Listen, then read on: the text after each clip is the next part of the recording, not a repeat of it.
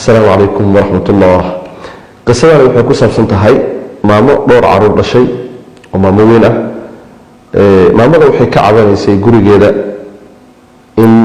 caruurteeda aysan amar qaadanaynin dagaal joogto ah guriga uu ka jiro nadaafada guriga si kasta loo hagaajiyo ay halaabayso taa waxa u sii dheer biilka la siiyo reerka in ayadana bisha aysan dhamaanin ay go'ayso wadaadkeedana wada shaqo fiican haysta waay oo lacag fiican siiya markuu biil fiican siiyo bishii oo san dhamaanin baa wuxuu ka dhamaanayaa biilkii ka go'aya haddana haddii lagu soo daro sidoo kale bisha ma gaarsiinayso wixii dhan way iska dhamaanayaan taa waxaa u dheer guriga mashaakilka ka jiray wixii guriga la keeno waa dhumayaan muddo kadib baa la helayaa si kasta dii loo raadiyo guriga lagama soo dhex saari karo mashaakil fara badan oo ay ka mid tahay caruurta inay madaarista lagu kari waayo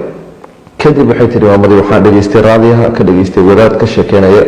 fadliga ay leedahay iyo faa'iidada leedahay suuratul baqara iyo guriga lagu akhriyo inay barakoobayo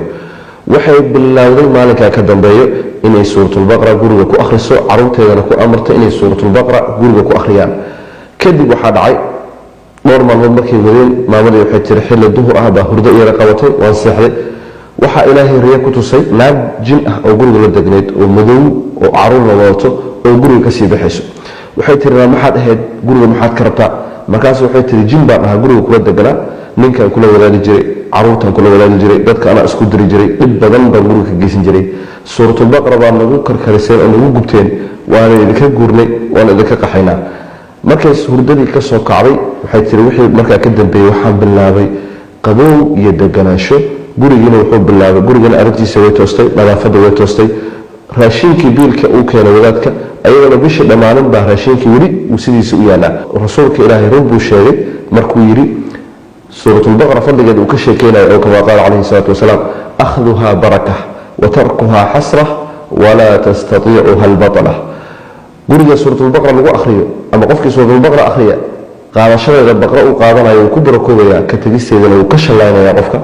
walaa tastatiicuha albatala saxarada kuwa waaweynna batala waxaa la yidhahdaa saxarada kuwa ugu soo sareeya ma kari karaan qof baqra akhristay sidoo kale xadiiska rasuulka wuxuu ku yidhi salawatullahi wasalaamu calayh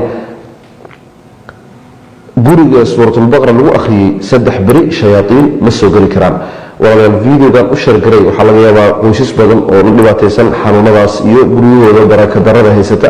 inay suuratul baqara akhriyaan waxaa laga yaabaa in videoga markay arkaan ay bilaabaan suuratul baqara marka u sheergaraya asalaamu calaykum